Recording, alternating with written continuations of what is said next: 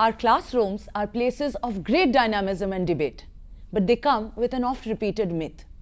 It is generally understood that students occupying the benches in front are the most active. They are believed to be the inquisitive ones, the participative ones, the ones shooting their hands up into the air to have their questions answered. But former President Shri APJ Abdul Kalam once said, "The best brains of the nation may be found on the last benches of the classroom."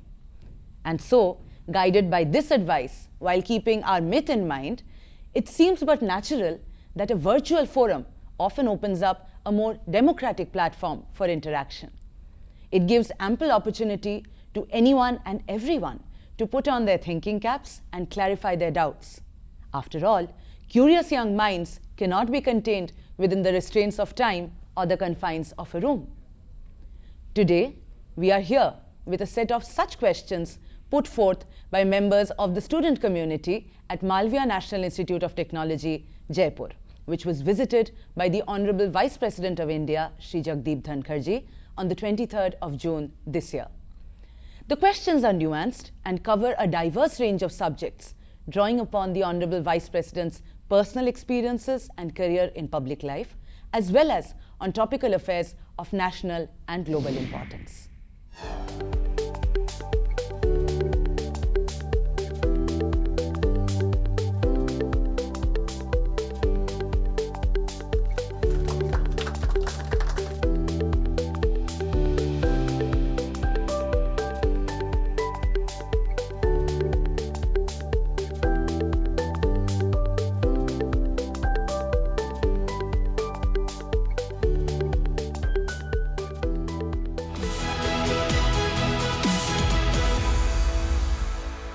Sir, the first question is from Kamal Kishore Chaure.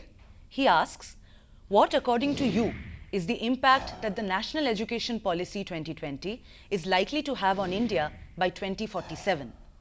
How can we as researchers or students contribute to the vision of the National Education Policy 2020?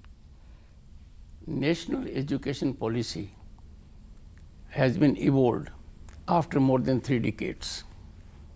The evolution has been after taking inputs from all stakeholders. You will be surprised that recommendations were made, inputs were made available in thousands. They were analyzed, and ultimately we got a policy that is in consonance with needs of the times and our ethos. National Education Policy will be a game changer.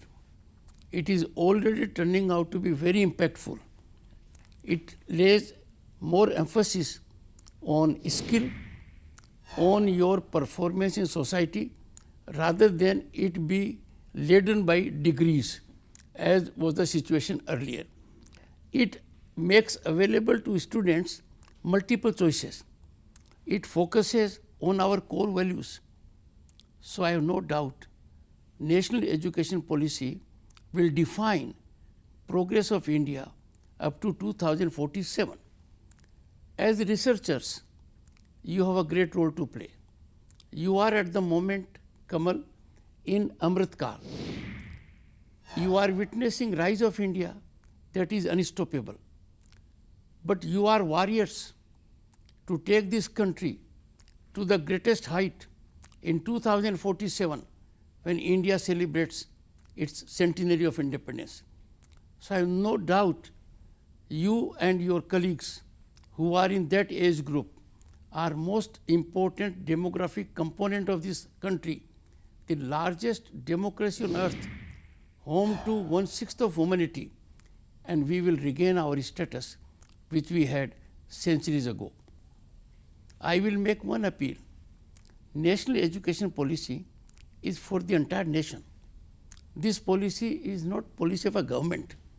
This policy has to impact the nation for decades to come. The states that have not adopted the policy so far, I appeal to them to introspect, reflect, and adopt this policy and put it on fast track of implementation. The next question, sir, is from Akanksha Joshi. She asks, can a suitable policy be formulated or a portal created which can make research work available to the industry for implementation? I can tell her that number of avenues are available now. The government is very proactive. An ecosystem has come to be devised where every young person, boys and girls, can unleash their energy, fully exploit their potential and talent. You only have to go to the website and you will know ease of governance, number of opportunities are being made available, and you have a situation at the moment where finance is no longer a problem. And that is why India is home to largest number of startups, and the number of unicorns which we have is envy of the world. So think out of the box, take a big leap. You have enormous potential, you exploit it by grabbing opportunities. I'll make one suggestion. If you have an idea, don't allow that idea to be just parked in your mind. That idea has to be put into execution. Don't fear failure. Fear of failure is the worst fear that comes in the way of innovation and growth. No one has succeeded making something very great in the first attempt. So never hesitate to fail. But if you stop trying, then you are not doing justice either to you or to the humanity at large. Rashika Agarwal points out that nowadays, students from all core engineering branches are preferring to opt for the IT sector, as core sectors are seen to lack job opportunities and placement securities in comparison. She asks, what steps have the government taken to boost core sectors like manufacturing? It's a very good question. I have had the occasion, both as Governor State of West Bengal and as Vice President of the country, to interact with those who are qualified in civil services. And most of them are drawn from expert areas: engineering, medical, law, chartered accountancy. You have to go as per your aptitude. If you are inclined to make contribution in a particular field, don't hesitate. To be in a groove is never a good approach. You may think of getting out of the groove also. Manufacturing is fundamental. Manufacturing is driven by research. Manufacturing is driven by innovation. In last decade, what we have seen is that manufacturing activity has gone on incremental trajectory, be it in the field of defense or other areas. In the field of metal, in the field of mining, we have enormous areas where manufacturing is taking place.